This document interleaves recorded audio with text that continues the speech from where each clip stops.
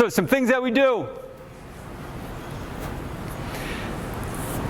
We want to reach tall, and I'm going to show you some video here of people who don't reach tall and the problems that it creates.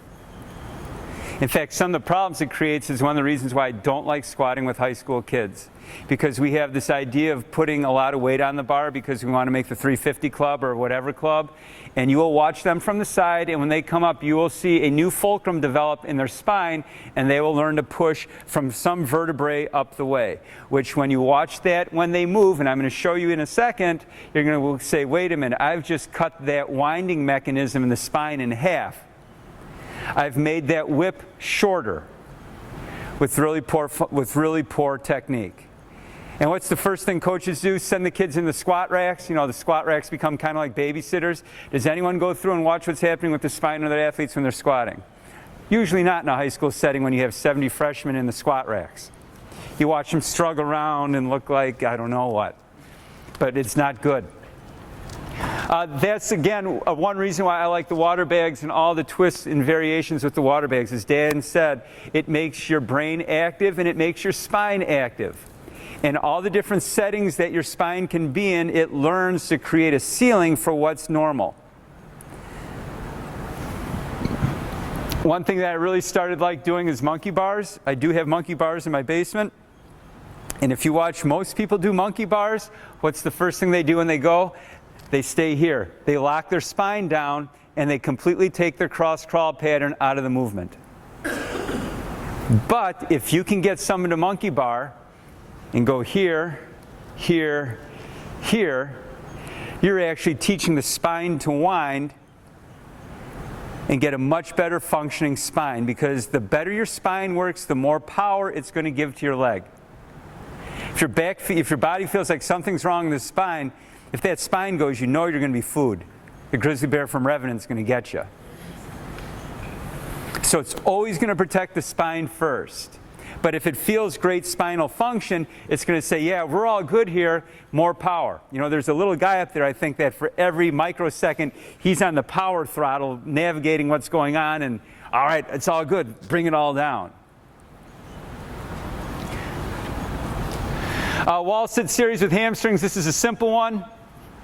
You know, you're going to put your back up against the wall and just go here and see how far you can go and twist in place. You will find that most people collapse through their spine and they drop their arms, which means, and I'm going to show you in the film, when they move, that becomes their position where they drive from. And I do a lot of rotation stuff, so we'll do drills and we'll twist into a leg coming up. So I'm constantly re-emphasizing that. I'll show you the pictures. I'm going to skip the science because I'm running out of time and I have a lot. There's bad science.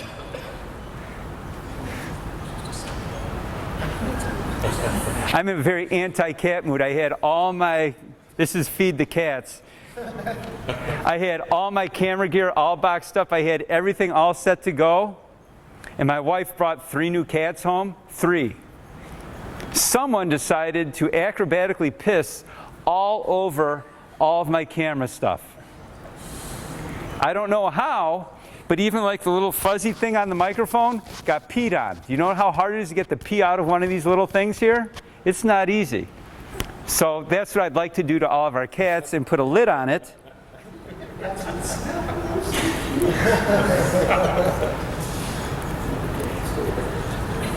So basically, I was going to show you how force of rate development works and how fast it happens. The basic idea is this, that it all takes place in 4/100ths of a second, or 400 milliseconds, but that first third of time is your spine figuring out what's going on. And if it doesn't know, because it's constantly locked down, it's going to limit the signal that goes between the brain and to your foot. In fact, now they're thinking that your paraspinals are actually connected into your feet and become a microbrain. But if I never work my paraspinals into different rotations, I'm never going to know how to use my microbrain to make that hamstring work better. So I'll skip all the science stuff. So here's what it looks like. Now, whoever this was, you know, I don't know how many Facebook friends I have, but people put stuff up. And so I want you to watch the guy in white. Watch his spine. This is a guy who cannot co-contract through his spine and doesn't know how to drive. So with his spine constantly bent, he has to lean to create momentum so he can run.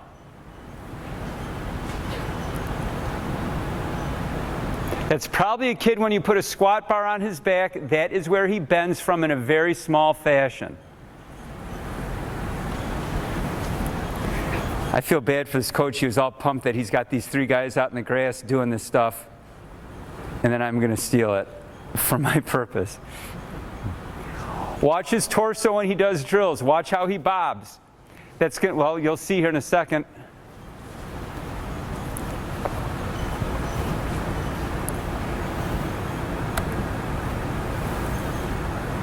Go.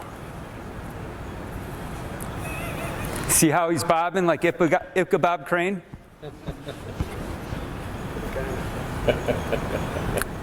And so this is him in the black shirt. Now I'm kind of weirded out because I was actually going through all this guy's videos to find this one dude doing all these drills. Watch how he accelerates. Watch him collapse in his spine. He has no spinal co-contractions going on, so therefore he will down-regulate into his legs, and it won't go well. See how he's trying to find strength by dropping here, and he's bending? So here he is doing his drills. Looks great. He's got the 1,000,000 miles an hour going, but that's not going to transfer over when he runs because his spine's all jacked. It's all curved. It's not going to happen. I mean, he's got the gun show going, right? That's worth half. Here's a kid doing a single leg hop over a hurdle onto a mat. Watch his spine collapse.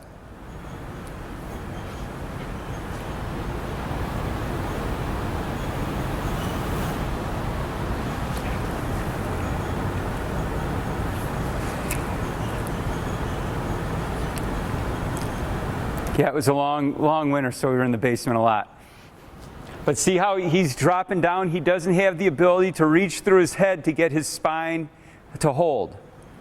There's no co-contraction in the spine going. So how do we deal with that? So here we are doing mini hurdles. We're just twisting into a leg coming up. You don't have to go over mini hurdles. You don't even have to have the water bag.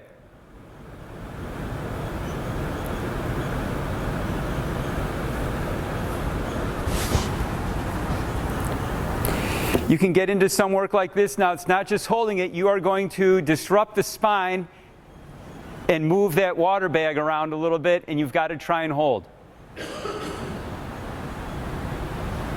They're college guys, so they've got their hoodies up and all that, so they don't get in trouble. Or simply leaning back and trying to move the water around, or you can use a stick where you're going to get the spine to work. Here we are going a little bit faster. So if we're going to take that whole spinal thing and take it into the weight room, and Cal and I have had this discussion a lot, you know, what is really happening in the weight room, upper body wise? Are we really helping our sport by what we're doing? A lot of the new 3D research looking into muscle architecture is finding that the more hypertrophy that you have, the longer distance some things have to travel, and your firing patterns are off. They're not symmetric anymore. You know, again, there's positives and negatives to everything. A negative for all the upper body stuff is the possibility that we get so jacked in our bicep that it may change the whole firing pattern of what's going on. Whether you're in pecs and things like that. And if you're powerlifting and all that, that's great. But that's something that you have to think about. You know, we try to look like the guys that we see on TV, right?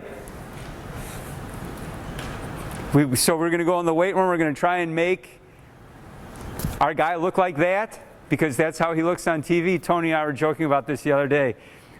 Your dog's name is Rocky? So that would be like taking Rocky the pug, or Tony sees my dog Griffin, 170-pound, jacked. He defeated Dan last night. Didn't he, Dan? He had you pinned up into the sofa. You couldn't move. And Tony says, I want Rocky to look like Griffin. And then he goes and he has him drag weights or goes and lifts weights. Rocky's never going to look like Griffin. They're the same species, right? Canis familiaris. Same genetic breakdown. But it's never going to happen. I'm not saying there's no hope. If you're not a good athlete, you don't look like that guy, it's not going to happen. There's certainly things that you can do, but the way we see things, we can't make some of that happen and stay athletic. So the way I'm starting to look at upper body work for sprinters, people that move fast, is can I move things around and hold my spine in the proper position, which can be bench press. How many people have seen the kid lay down on the bench press and all of a sudden they're jacked up like this, like one of those Japanese power lifters where they've learned to arch their back completely the wrong way, so they only move the bar 6 inches and try and beat the Americans? JL, remember those guys? Yeah. It's like the St. Louis Arch. But can I hold my spine in place as I am moving? Military pressing, doing the rubber band stuff, or Indian clubs, moving Indian clubs around. Can I maintain the integrity of my torso as I'm increasing the velocity of things going on around here? Because what's the first thing you notice about great sprinters? When you watch them run at you, it's like this floating mass coming at you that's not moving at all except for the arms and legs pumping. So why can't we do that in the weight room and actually use our upper body work to challenge that? You know, maybe put 10 more pounds on one side of the bar. God forbid that you have more weight on one side. I go to Lifetime Fitness and I purposely do that just to watch people lose their mind. And people come up and just try to put, you're short on one side. That's not good. But why not? What if I'm trying to challenge my spine and I'm going to make one side heavier than the other and go down and try and hold my spine in place? Why does it always have to be perfectly even if I'm not powerlifting? Just thinking out loud here. Change torso positions and head positions. Watch how much weaker you are if you turn your head to the left in bench press, or turn your head to the right. Or, I'm military pressing, I'm going to press from here. Why can't I do that? Isn't that part of sport? Don't I need to be strong here as well? Especially if I'm a sprinter, I'm making a left-hand turn all the time. So you'll be strong in certain positions, and because we mindlessly go to lay down on the bench press, and I do it as much as anyone, go down, lay down. This is easy. For me, lifting weights is boring because I've done it for so long. Not well, but I've done it. I used to be strong. But this is not exciting me at all. I can do this all day. So just things to think about. One thing that I've done is, all right, we're going to do push-ups, turn your head to the right. Turn your torso to the right and do push-ups. It's simple to do. You can add that into your warm-up. But I'm getting strong in these different rotational positions. Or push up in a cross-crawl pattern. I need to change that input. Acceleration and starts when these aren't going well. Trust me, I got a 1080, so I want it to work well. Or else my wife said, when I don't use things anymore, it goes out to the side of my house. So I actually, on the side of my house, it's all weight stuff that's been rejected. The day that goes out, I can't believe, my wife is going to kill me. You spent all that, it's on the side of the house, you're done with that now? I'll get killed. So, I have put more people on the 1080 sprint than anyone in the world. I have logged more data than anyone in the world on the 1080 sprint. You can ask the 1080 people, because all of our stuff goes to a cloud. Where's Papper? Right, Michael? So here's what I found. Some of this stuff doesn't work. How many people do sled pulls and do some kind of heavy acceleration work with some kind of weight sled? Just me. It's okay. We're all in the same boat here. The weighted sled has zero impact on your projection. I wanted this to be the case. I really, really, really did. But it doesn't. I've had people that can pull a lot of weight and pull a little weight, but their velocity by their first step is unchanged. This is still what I'm hunting right now. I haven't figured this out yet. I work on it a lot. I'm getting frustrated. But that zero projection, that initial part, you've got to learn to drive those hips out, but the weighted stuff has no impact. I have yet to find an exercise that I can do in the weight room that works, that has had an impact, where I can see a correlation. Chris, is that for pushing too? Pushing too. I have not seen anything. I have not, trust me. I've weighted stuff down, I've created all kinds of crap, and it's not happening. I have not solved that yet. I'm working on it hard, but it's not there.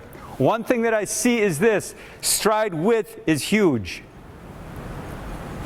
But if you are training this in the weight room, or you're pulling sleds or pushing sleds or whatever, I got a video of it here. What's the first thing we do when we push a heavy sled? Is our feet go narrow. We're looking for a best way to push and get that force directly behind it. So if you are doing any kind of weighted accelerations, you have to make sure that you are working on width. You cannot push like this individual, where you're lined up. And look at how they're coming off their foot.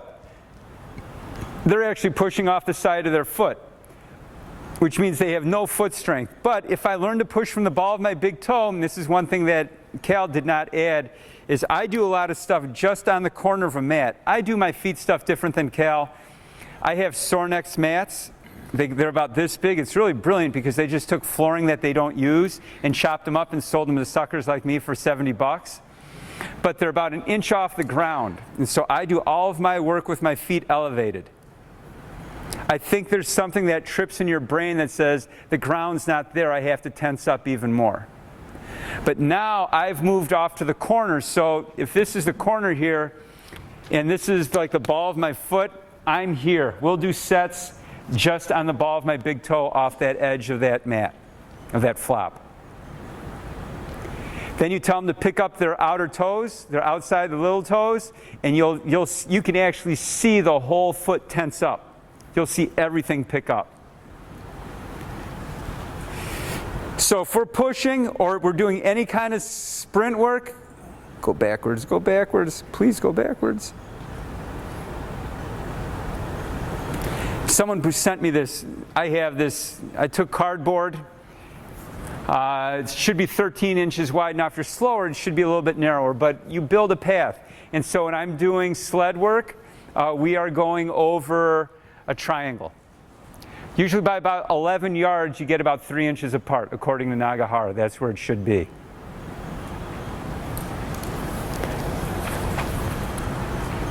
And the other thing that you miss when you're coming out is the flick off that big toe. And it only happens for 3 or 4 strides. But that's all that tension that's created that helps give you a little extra spring coming off the foot. My kid won the race, by the way. He was a good one. That's University of Chicago. And I'm going to show you some good film here. No pushback. The kid on the right is stepping out of the blocks, where the kid on the left is pushing out of the blocks. And again, if you're weighted down, it's easy to step out. It's hard to push out. So when you're shoving or pushing out, or even doing any kind of excel work, that is something that you have to look for. And you're trying to get rid of the turtle back. I think Dan has the best coaching cue for that, where you try and keep your feet in the blocks as long as possible and reach your head toward the finish line. That seems to work really well for me. Thank you, Dan. And that's just pure stupidity there. That's bro science. I'm going to get as close to the line as I can and crunch up as much as I can and then try and go. It doesn't change his angles. It doesn't change anything. This is from Nationals. Diego down at Jacksonville University got these for me. I don't know why that girl fell. But you can see their feet flick in their width when they come out and how the feet start to straighten up, and they go just to using, as Cal talked about, the ball of that foot when they drive out. Matt, is that a Texas girl in lane 5? I think it is.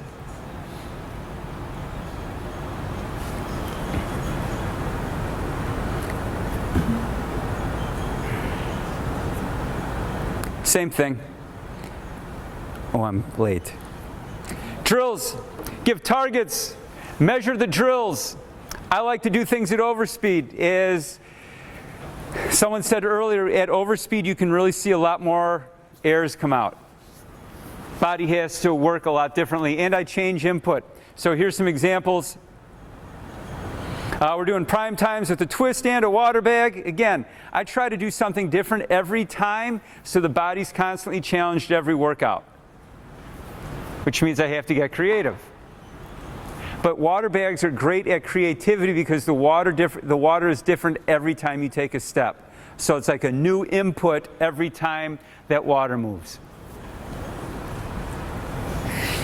We're doing toe-off stuff here. I just put a line, so I'm changing the target. And we have to hop down. You will see people with really poor foot function want to jump to the inside. But if I give them a target of how to drive straight, the exercise is to get you to your big toe.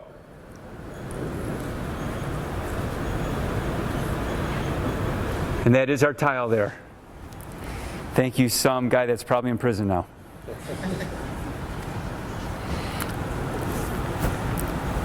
There's a flop from Sornex. I have them lined because I have black foot and I'm black, and you stub your toes, so I lined everything because that hurts when you kick those. But I put rubber bands down, so it's kind of an oscillatory isometric type thing with some hip work. Your hips have to work faster because of the added weight coming down. Cal showed these already. Here we are doing toe pops with a partner pushing you down into the ground. Again, I'm changing the input. And we changed the flooring for this. We rolled out the gymnastics or cheerleading flooring so we get a different surface. Toe pops for height, so now I'm measuring. Sure enough, my fastest guys went the highest.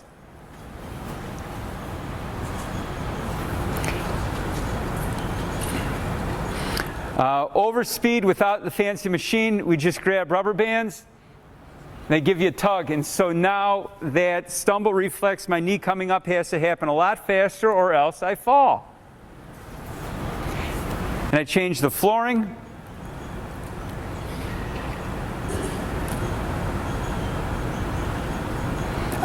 Cal did this, so I'm running late. But this is the biggest thing that I see with all the high school athletes is there's two ways your feet function, generally speaking. On this side, your left, or your right, that's coming off the side of your foot. If you come up and you're pushing off the side of the foot, that is where you push from. That means I don't get to use my big toe. It's a big toe for a reason. It does a lot of work. It actually hooks, and that's what Cal showed with that dowel rod. When your foot's about to pull, that big toe locks, and that tightens everything up, and your foot suddenly becomes a spring. If you never make it to the big toe, you never get that spring function out of that foot. It's just a flopping thing on the floor. And I asked an elephant expert, and he agreed with me.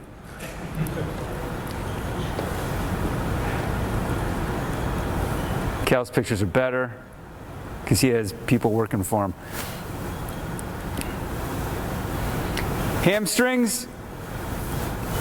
I don't like Nordic boards. Sorry. This is a good progression. Basically, it's a biarticulate muscle. And so you have to bend the knee a little bit and flex the hip to create a catapult effect out of the hamstring strings. So he's going through basic movement pattern. Now you're adding weight with throwing the ball. I don't throw balls. But it's an idea. I don't know who I stole this from.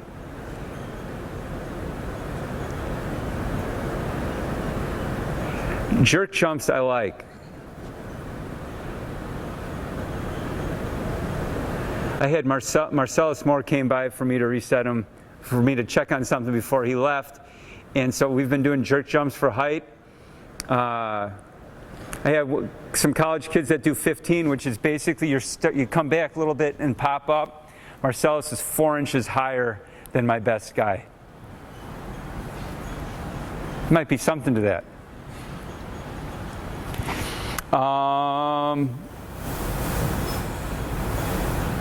That one's not going. Same concept, instead of going for height, going for distance. Marcellus was 3 feet further than my best in this too, which is a lot. Off one leg, very minimal movement. That's a jerk jump there.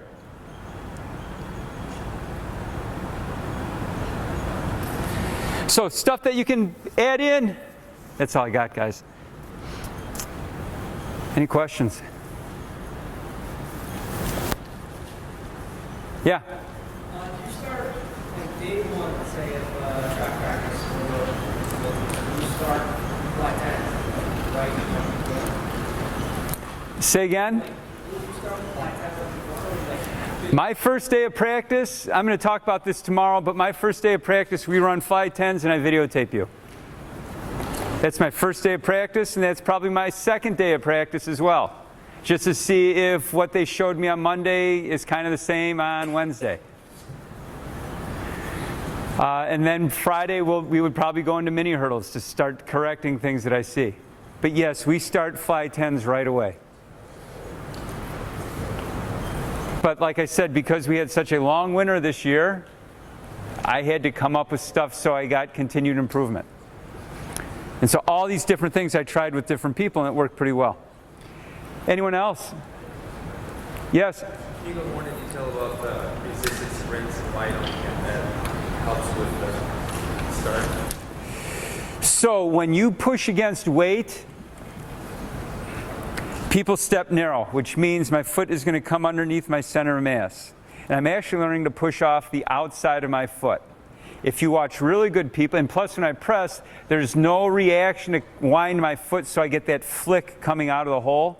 I could have swore I had better videos of the flick. I guess I didn't. So when you do weighted runs, you need to make sure that you're working on width and you're driving through the ball of your big toe. If you make it through there, you're going to naturally get some flick. But the flick has to happen with speed. So if you're going to do a weighted run, you might want to contrast that with a regular run, or what I found works really well is an overspeed run where I'm going to pull you. You've got tension pulling you out when you step out, because I want to work that flick. So that's why you've got to be careful. I'm not saying they're bad. I still get good results with some people doing it, but the people that I don't get results with, that's how they run. They go narrow and they run off the outside of their foot, which isn't what happens when we accelerate. See, I'm just basically trying to find a way that my 1080 isn't obsolete, and my wife doesn't kill me for spending all the money on the machine that's at the side of my house. Yes? So, it sounds like you're doing a lot of unilateral work, like with the calf sleeve and stuff. Are you going to go back and forth between them? Like, so right leg, left leg, and then in the same session, or you do them separate sessions? How do you keep everything balanced? I'll let the brain balance it. I'll let the brain do the work. There's all kinds of research that you can just exercise one arm and the other arm's going to get stronger. But I may do 3 reps in 1 rep. That's the art of what's going on. I'm going to read what's going on at the time and make some decisions. You know, without the flow of what's going on in the season, it's not very fun. Yeah. You said you ran several weeks of novel stimulus and then came back to regular flight time and saw good decreases. Is this the first season that you had to change things up? Yeah. So you would normally just run fly times, and as long That's because it would get warm and we could go outside and then we could start working on longer things and do 23-second runs and that kind of stuff. I don't have a field house, so that's literally where I have to practice. The field house pictures are of my football team. Do you have a recommendation on, so I'm just, the question I guess is, would you start with the novel stimuli? Yes, I'm going to take the novel stimuli as long as I can. Okay. Just because I want to see where the body will go naturally. But then when I'm stuck, that's an indicator to me that I need to make a change. The brain is bored now. Because really the most complex thing that our body does is sprint. It's got to take in all this information, be safe, and go as hard as it knows how to go. I mean, even the Cirque du Soleil stuff, that's all practiced and drilled, and it's safe. They all know how to do that. But sprinting, I hit something wrong, I'm done. And now I'm the food and revenant. How many times a week you do flying kids? One. Once a week. Yeah. But we'll do timed mini hurdle runs. I find that works really well too. I'll set up the timers to go through mini hurdles. It puts a whole different impact, and then I'll really lengthen out the distance between the mini hurdles and still time it. So now I'm working on stride length. I did that 2 years ago and had really good results. What's the distance between hurdles? 2.2 meters to push it. You see mechanics break down when you do that? No, that's why I stop at 2.2. And that's why I time it. The minute I don't time it, I see a breakdown and I see a heel landing. If I make it fast, I don't get that heel jab into the ground.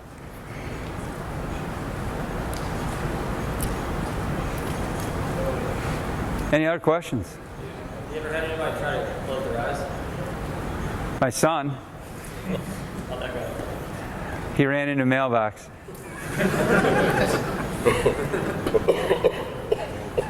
$20, it was worth it for me. He got better. Anyone else? Chris, Yeah, on the dribble classes, did you get success or did not get success? I did with 3 kids. It's the one that I got the most success with. He dismissed himself from the team. So you did 3 weeks and then, or you did 1 week? 2 weeks. 2 weeks with the dribble classes with him. And why did I think that? Because he was a really amped up kid and was always, just had a lot, seemed like he had a lot of stimuli. So I took away some of the stimulus of the world coming at him. So it calmed his system down so he could focus more on running. That's why I did it. And did I have a kid that it didn't work so well on? I did have one kid that it didn't work so well on. So I just went to a different thing. That's what's great about timing everything is you can see what works and say, hey, great times here. Didn't work from you. Sorry, let's try this. Yeah. Do you have a hypothesis on why it works for one? Like, is it for one kid he clears his mind, and for another kid it causes such nervousness? I took 2 kids that I thought were amped up all the time and overstimulated, and I closed that off. I cut out part of their world. But the other kid was calm all the time, and it didn't do anything.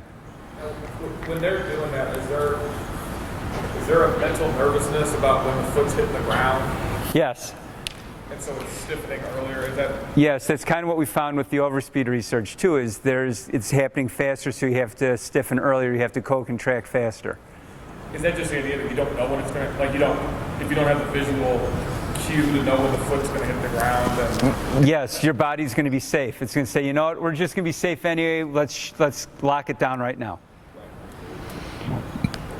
Which is why I think you see some really fast sprinters like Marcellus, it seems like they're almost bouncing off 2 pogo sticks on the side, because I think he's stiff before he hits the ground.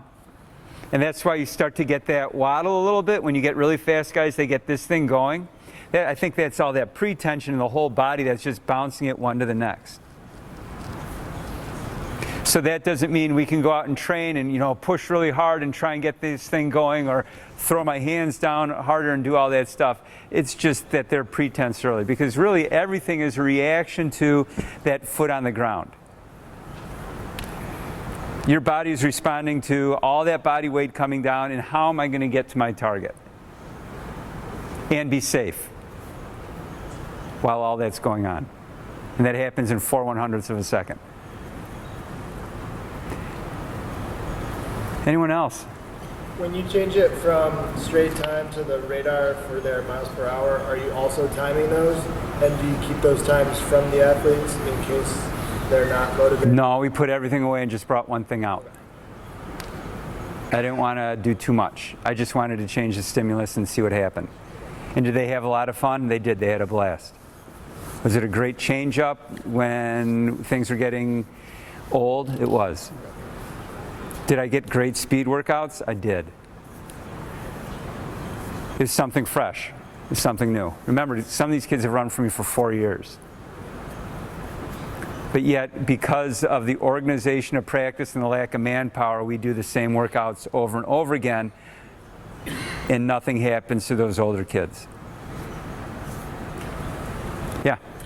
That one guy that you said you had for 4 years, I noticed when he was running, he had a little bit of a toe out. Yeah, toe out's great. That is good? Yeah. Okay. You roll right through to your big toe. Gotcha. I was just going to ask if there's anything, because like I want to say when I've watched Marcellus run, or a little, he's maybe not quite as much toe out. I don't know, maybe not. Some people do really well, really toed out, because it just becomes, you just roll right through to your big toe. I mean, that's where our foot's angled, the padding of our foot, so now that padding is actually strength. Now, they lose rotation, they're going to get their hamstring dinged eventually. But it's really efficient for a pretty long time. I was going to ask if you've ever experimented with different arches and stuff like that, arch supports to... In shoes? Yeah, just to see if they... Yeah, I have. Yeah. That's probably a whole nother session. Yeah. I have cork, and I cut out cork pieces and stick them into your shoe. Do you go on the insides of the ankles or the heel? I dump everything to your big toe. I dump it all to your big toe. When it comes to that, I don't want to make it too. I want to win at that point. So I'm going to dump you to your big toe. So can I ask, how do you cheat to get more to the big toe? Is it where do you put the cork? Is it? So I take the cork and I stick it onto the insole, and then I shave it down so there's a roll through. You take sandpaper and you rub it down, and then you build the arcs so when you hit the ground you naturally roll through to your big toe. Some people make shoes like that. They're good shoes, but nobody likes to wear them because they're ugly.